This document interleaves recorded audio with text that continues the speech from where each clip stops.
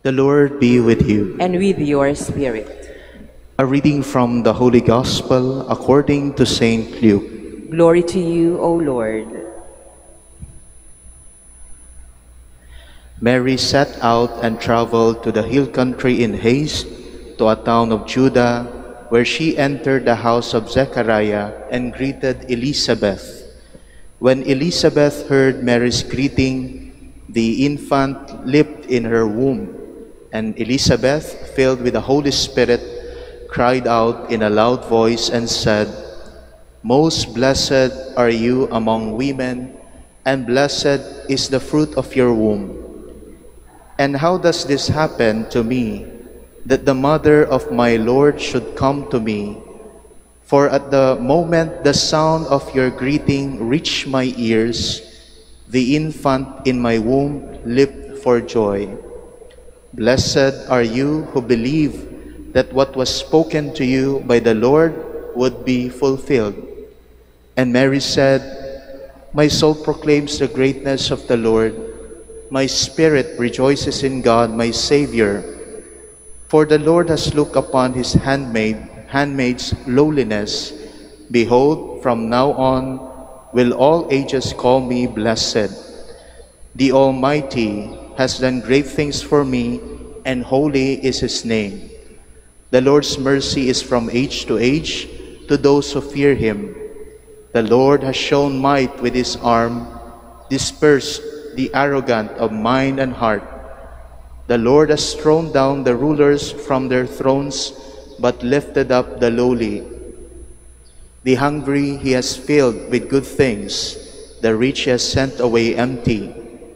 The Lord has helped Israel, his servant, remembering his mercy according to his promise to our ancestors, to Abraham and to his descendants forever." Mary remained with Elizabeth about 3 months and then returned to her home. The Gospel of the Lord. Praise to you, Lord Jesus Christ. Please be seated. Good morning po sa ating lahat. Alam niyo po, bilang isang pare, it is truly an honor and a blessing for me to be always here in this beautiful basilica and to offer a celebration of the Holy Mass in honor of our Apo Bakat. Actually, this has always been my devotion because I owe my priesthood to the Blessed Mother. Kasi po naniniwala ako na she has always been praying for me and taking care of my vocation, forming me to become like her Son, our Lord Jesus Christ. And that is why every time I come before her, my heart is full of gratitude. Sabi nga nila, a grateful heart always remembers. At kaya ako po nandito dahil hindi nakakalimot magpasalamat sa mahal na ina, Apo Bakat. Alam ko rin po, nandito tayong lahat because we want to thank her, not only for the many answered prayers and miracles, but because she has always been a mother to all of us. Inaalagaan tayo at inilalapit sa kanyang anak, ang ating Panginoong Jesus. Alam niyo po ngayong taon, sa paghahanda natin sa nalalapit na kapistahan ni Apo Bakat, napaka-espesyal po ng ating pagdiriwang. Kasi this year, we also celebrate the centennial anniversary or 100 years ng kanyang canonical coronation. Just a background lang po para mas maintindihan natin yung pagsinabing canonical coronation. Ito po yung paggagawad ng Santo Papa sa isang imahe. For example, the image of Apo Bakat of Manaoag, dahil sa importansya nito sa debosyon at buhay pananampalataya nating mga Katoliko. Hindi lang po dito sa Manaoag o Pangasinan, kundi sa buong simbahan. And that is why the crown is a symbol of the Church's acknowledgement of the significance of the devotion to the sacred image of Apo Bakat. 100 years ago, hindi pa po tayo pinapanganak, Itong imahe ng mahal na Birhen ng Manawag ay kinoronahan under the papacy of the late Pope Pius XI.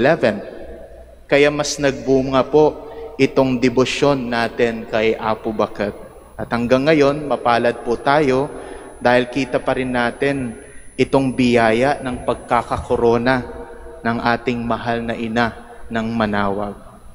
Pag titignan po natin ang kanyang korona, even the whole image itself, it is shining, it is sparkling, and definitely it is so beautiful. Pero alam niyo po ba kung bakit napakaganda nitong imahe ng mahal na ina ng Manawag at napakarami pong taong naaakit dito? You know, my dear brothers and sisters, the Blessed Mother's crown and her image is so attractive because it reflects and radiates her holiness, the holiness that points us back to the sovereignty of God Himself. Yung kinang ng kanyang kabanalan ay galing mismo sa Diyos, making her full of grace and blessed among women. Kaya kung titingnan po natin, palagi ang imahe ng mahal na ina, remember that part of our prayer to her is our acclamation to her, knowing her as the blessed among women. Narinig po natin itong mga katagang ito mismo sa ating nabasang ebanghelyo ngayong araw. In our gospel narrative from the Gospel of Luke, dumalaw po si Maria sa kanyang pinsan si Elizabeth. At nang siya'y bumati, sabi po doon, lumundag daw yung sanggol sa kanyang sinapupunan. No? Hindi pa pinapanganak, pero the infant inside her womb leaped for joy. Alam naman natin, hindi naman talaga makakalundag yung sanggol sa sinapupunan. Pero ang sinasabi lang ay parang yung sanggol na tuwa. Imagine an infant still in the womb recognize the presence of God when hearing the voice of the Blessed Mother. At kaya naman nasabi po ni Elizabeth, at ito na po yung mga kataga, "Blessed are you among women, and blessed is the fruit of your womb," and even acknowledging her as the mother of the Lord. Ang ganda po ng tagpong ito, kasi kung pagninilayan nating mabuti, napaka-special po ng boses na yon. Yung boses ng isang ina na nagbibigay saya, at ito din ang boses na nagpapahayag na kasama natin ang Diyos, the Emmanuel, God with us. The voice of the Blessed Mother is leading us to recognize God with us. Akmang-akma, mga kapatid, sa tawag natin sa mahal na ina ng Manawag. Yung pangalang Manawag po, Pangasinan word, mantatawag, na ibig sabihin ay tumatawag. Tumatawag yung boses para iparinig sa atin at maranasan natin yung presensya ng Diyos na kasama natin, the Emmanuel.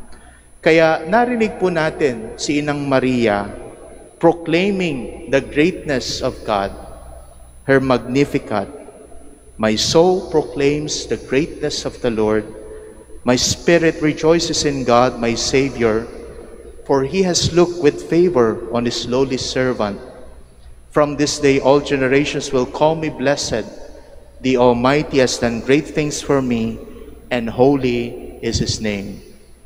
My dear brothers and sisters, I hope all of us are hearing and listening to that beautiful voice of the Blessed Mother, that consoling voice, that comforting voice, that voice that gives us joy, the voice of Our Lady of Manawag, Yaunta Tawag, echoing to us the voice of our Good Shepherd, the Word of God made flesh, Jesus our Son, calling us to come and follow Him. Yung boses po ni Apo Bakit ng manawag ay parang yung corona po niya. Lalo na po yung bilog na nakikita nyo, yung halo po. No? It's like an image of sound waves, amplifying the sound of the divine voice, the sound of God's Word, speaking to us lovingly. At sana po pag narinig natin yung kanyang boses, sana po tumugon tayo. Yung tugon po natin sa pamamagitan ng pakikipag-usap, lalo na sa panalangin. Dito po sa ating pagdiriwang ng misa, it is a beautiful dialogue between man and God. Tumugon din tayo sa pamamagitan ng pagpapalalim ng ating relasyon sa Diyos. At tumugon sa pamamagitan ng pagpaparinig ng tinig na ito sa lahat, proclaiming the greatness of the Lord, just like how the Blessed Mother did. At ito po yung mission natin ngayon. Pag narinig niyo po ang boses na yon, napakagandang boses na yon, tumugon tayo. Sa pagtugon po natin, iparinig natin sa lahat itong narinig natin. At pag narinig natin ang tinig na ito, ipahayag po natin, lalo na itong mabuting balita, good news, dahil naranasan mismo natin yung saya sa pakikinig ng salita. Pero hindi lang po pagpapahayag sa pamamagitan ng mga sinasabi, kundi lalo na sa mga ginagawa natin. Mas maganda po na magparinig tayo sa pamamagitan ng mga ginagawa natin, sa paggawa ng mabuti, sa pagtulong sa ating mga kapatid na nangangailangan, at lalo na sa papahayag at pakikipaglaban para sa katotohanan. Sabi nga po nila, action speaks louder than words. Isabuhay kung anong narinig mula sa tinig ng salita ng Diyos. At pag ginawa po natin ito, kung tayong lahat gagawin po natin to, mas maririnig ng buong mundo ang boses ng Diyos na tumatawag na lumapit sa Kanya, gawin ang Kanyang kalooban, ipahayag ang katotohanan, at magkaroon ng buhay na walang hanggan. Brothers and sisters, sa atin pong mga deboto ng Mahal na Birhen ng Manawag, pag narinig po natin ang pangalang Manawag, at makita natin ang koronadang imahe ng ating mahal na ina, maalala rin po sana natin yung boses ng isang inang tumatawag na mas lalong makinig sa tinig ng kanyang anak. The Word made flesh, the God with us, Jesus Christ, na tumatawag sa ating lahat na mas lumapit at sumunod sa Kanya. Amen.